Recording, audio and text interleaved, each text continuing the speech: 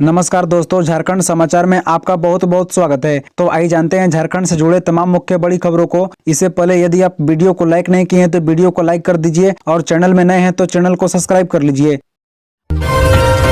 RIMS में 3 घंटे down रहा सर्वर, मरीजों को जांच कराने में करनी पड़ी मशक्कत। इमरजेंसी में भी 1 घंटे मरीजों की लंबी लगी लाइन।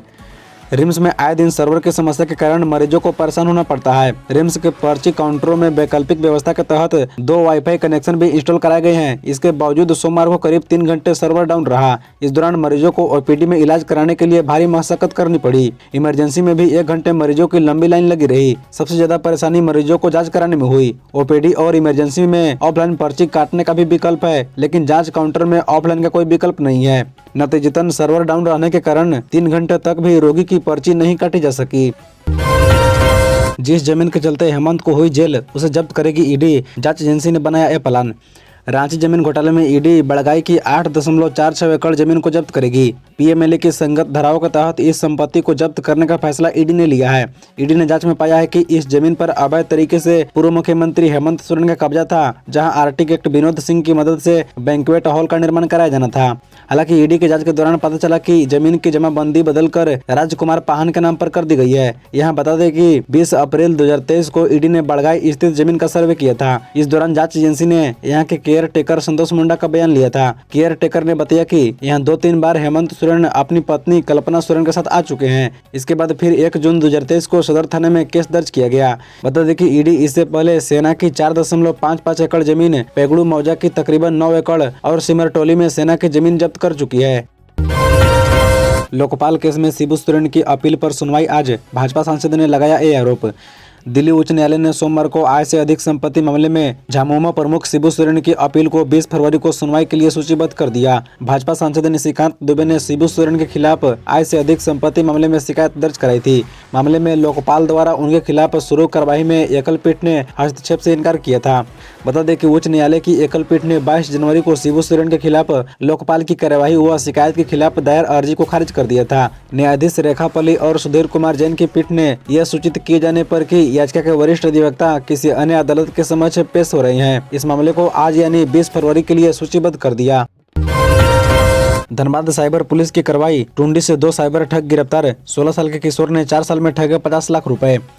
धनबाद साइबर पुलिस ने जामताड़ा के कमर टांड में रहने वाले 2 साइबर अपराधियों को टुंडी से गिरफ्तार किया है। पकड़े गए एक साइबर अपराधी की उम्र महज 16 साल है और वह 8वीं के छात्र है। वर्ष 2020 में जब वह 14 साल का था तब से साइबर ठगी का काम कर रहा है। वह अब तक 50 लाख रुपए की ठगी कर चुका है। उसके साथ महादेव नामक दूसरा युवक पकड़ा गया है जो 10वीं पास है। बता दें कि दोनों एक साथ मिलकर लोगों को फोन कर ठगी करने का काम करते थे, लेकिन अभी तक पकड़ में नहीं आए थे। प्रतिबिंब ऐप के जरिए दोनों साइबर पुलिस के हाथ चढ़ गए। दोनों के पास से 6 मोबाइल बरामद हुए हैं। एक मोबाइल फोन पर 7 तो 2 अन्य मोबाइल नंबरों से 2 मामले दर्ज हैं। दोनों सरस्वती पूजा के दौरान जामताड़ा से आकर टुंडी में रह रहे थे। बता दें कि पुलिस ने आवश्यक पूछताछ के बाद दोनों को कोर्ट में प्रस्तुत किया। कोर्ट ने दोनों को न्यायिक हिरासत में जेल भेज दिया। झारखंड हाईकोर्ट ने कहा, अपमानित करने के इरादे से हमला नहीं किया गया तो अपराध ST/SC एक्ट के दायरे में नहीं। एक केस की सुनवाई करते हुए झारखंड हाईकोर्ट का यह मानना है कि जब तक किसी मामले में अनुसूचित जाति व जनजाति के व्यक्ति पर अपमानित करने के इरादे से विवाद या हमला नहीं किया गया हो, तब तक उस अपराध को SC/ST एक्ट के दायरे में नहीं माना जाएगा। दुमका सिविल कोर्ट ने बैजनाथ सिंह और नवेद सिंह को SC/ST केस में दोषी करार देते हुए 2 साल की सजा सुनाई थी, जिसके खिलाफ हाईकोर्ट में याचिका दाखिल की गई थी। दोषियों की याचिका पर हाईकोर्ट के जस्टिस गौतम कुमार चौधरी की कोर्ट में सुनवाई हुई। बता दें कि सुनवाई के दौरान कोर्ट ने कहा कि SC/ST अधिनियम के तहत अपराध स्थापित करने के लिए अनुसूचित जाति या अनुसूचित जनजाति के किसी सदस्य को सार्वजनिक रूप से अपमानित करने के उद्देश्य से जानबूझकर अपमान या धमकी प्रदर्शित करना आवश्यक है। बता दें कि किसी भी मामले में SC/ST अधिनियम के तहत तब तक अपराध नहीं बनता है जब तक कि इसका उद्देश्य विशेष रूप से पीड़ित व्यक्ति को उनकी जाति के आधार पर अपमानित करना न हो।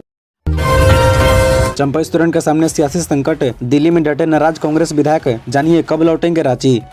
मुख्यमंत्री चंपई सोरेन के मंत्रिमंडल विस्तार में कांग्रेस कोटे के पुराने मंत्रियों को ही फिर से मौका दिए जाने से नाराज पार्टी के 8 विधायक दिल्ली में डटे हुए हैं। मंत्रिपरिषद में नए चेहरों को शामिल करने की इनकी मांग पूरी नहीं होती दिख रही है।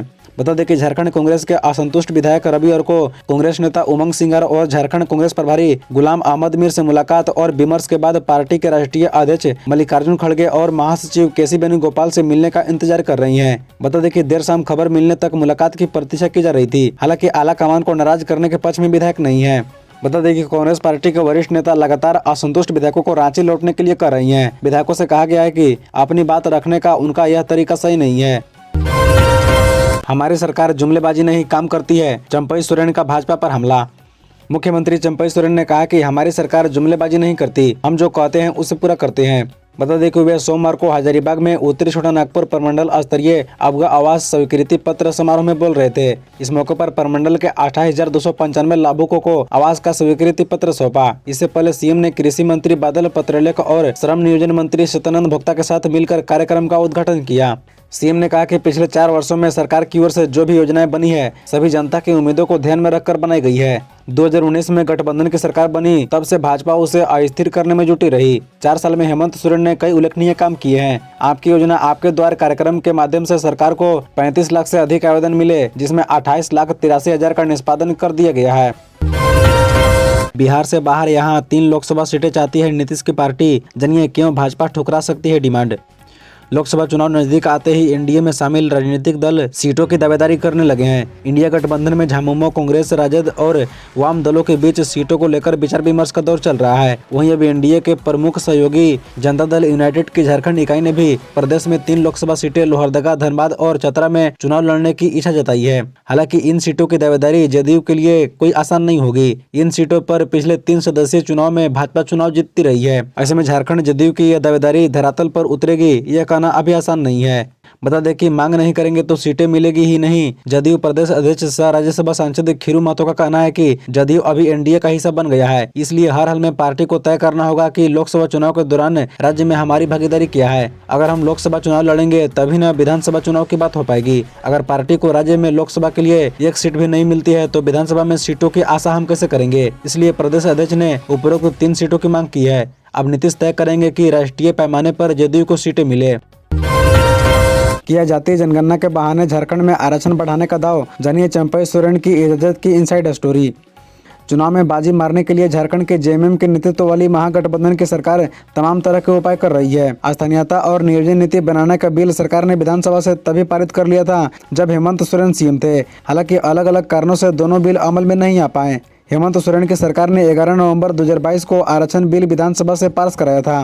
विधानसभा से पारित ओबीसी आरक्षण को राज्यपाल ने कई आपत्तियों के साथ लौटा दिया था।